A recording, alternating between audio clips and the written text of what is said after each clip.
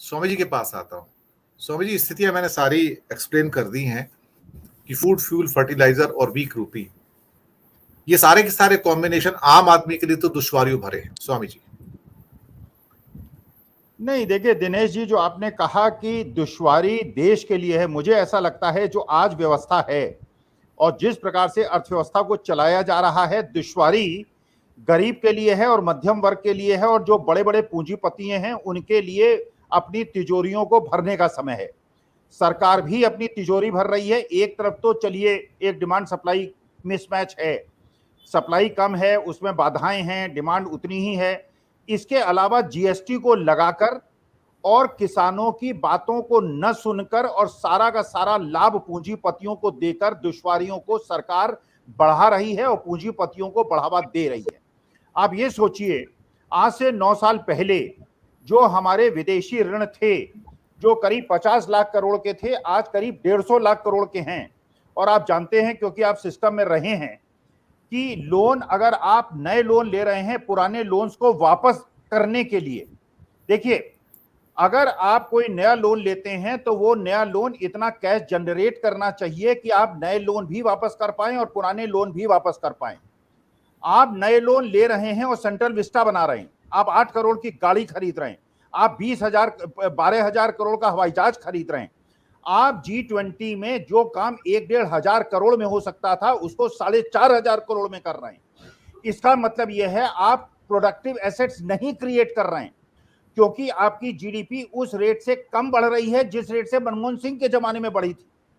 इसका मतलब यह है एडिशनल लोन जो आप ले रहे हैं उनको अनप्रोडक्टिव एसेट्स में पैसा लगा रहे हैं, क्योंकि प्रोडक्टिव एसेट्स में नहीं लगा रहे हैं, रेवेन्यू जनरेट नहीं हो रहा है, कैश फ्लो जनरेट नहीं हो रहा है, इसलिए आप नए लोन लेकर पुराने लोन को वापस कर रहे हैं। अब आप समझिए 83.20 रुपए पर डॉलर का मतलब क्या है, और जानते होंगे सारे आर्थिक विशेषज्ञ यहां बैठे हुए हैं। आप इंडियन करेंसी में लोन लें, इंडियन फाइनेंशियल इंस्टीट्यूशन से, और विदेशी ऋण लें, आपको विदेशी ऋण हमेशा कम इंटरेस्ट में मिलेगा, लेकिन अगर आपका रुपी वीकेंड हो जाएगा तो आपका रिपेमेंट डबल हो जाएगा, जो हो गया है। जब 2014 में सत्ता संभाली गई थी 62 रुपीस का डॉलर था, आज 83.20 का है। इसका मतलब आपके जो प्रिंसिपल के पेमेंट है वो 40% बढ़ चुके हैं। मुझे ऐसा लगता है डेट ट्रैप में आप हैं और आप इन चीजों को, और जब रुपी वीक होता है तो आपके एक्सपोर्ट बढ़ने चाहिए, आपके एक्सपोर्ट नहीं बढ़ रहे हैं, आपके केवल इंपोर्ट बढ़ रहे हैं। और उस देश को जो 24 घंटे आप उसको गाली देते हैं, उस देश से आपके इंपोर्ट सबसे ज्यादा बढ़ रहे हैं, आपका ट्रेड डेफिसिट सबसे ज्यादा बढ़ रहा है। तो एक तरफ आप ऐसे अर्बन सेंटर्स बना रहे हैं और रूरल एरिया को आप बिल्कुल नेग्लेक्ट कर रहे हैं, किसानों को आप नेग्लेक्ट कर रहे हैं, मजदूरों को नेग्लेक्ट कर रहे हैं, जो फैक्ट्रियों में काम करने वाले हैं उनको नेग्लेक्ट कर रहे हैं। तो परचेजिंग पावर देश की है, सेविंग रेट 50 साल से सबसे न्यूनतम है।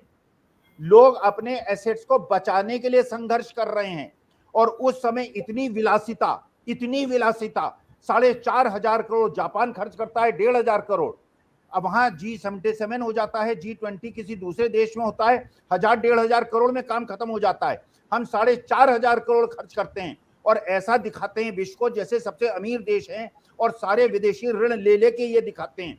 तो देखिए, महात्मा गांधी जो गुजरात के मेरे आदर्श हैं, उन्होंने एक धोती पहन के विश्व को ये दिखाया था कि इस देश के अगर 80 करोड़ लोग 5 किलो अनाज पे निर्भर हैं तो मैं भी धोती पहनूंगा। और वो नंगे पैर और नंगे शरीर चलते थे। और आज ऐसे शासक हैं जो दिन में 5 ड्रेस बदलते हैं, अलग अलग पोशाक बदलते हैं और ऐसा दिखाते हैं जैसे वो कोई बिल्कुल विश्व सबसे अमीर आदमी है। कभी कनाडा से संबंध तोड़ देते हैं, कभी किसी से लड़ लेते हैं, और जो आपके टर्की के प्रेसिडेंट हैं उनकी तलाशी दिलवा लेते हैं। ट्रूडो से मिलने आप 2 दिन वो यहाँ पे होटल में रहते हैं, उनसे मिलने नहीं जाते हैं। विदेशी नीति भी आपकी फेल है, अर्थ नीति भी आपकी फेल है। आप केवल एक प्रोपेगेंडा और इवेंट मैनेजमेंट कर रहे हैं, और देश को इस चीज से जागरूक हो जाना चाहिए कि वास्तविकता में आप डेट ट्रैप में हैं और आपका रुपये इस तरह से वीकेंड हो रहा है, और इस प्रकार से आपने देश की अर्थव्यवस्था को, विदेश नीति को बर्बाद कर दिया है। इसको सुधारने में 20 साल लगेंगे कम से कम।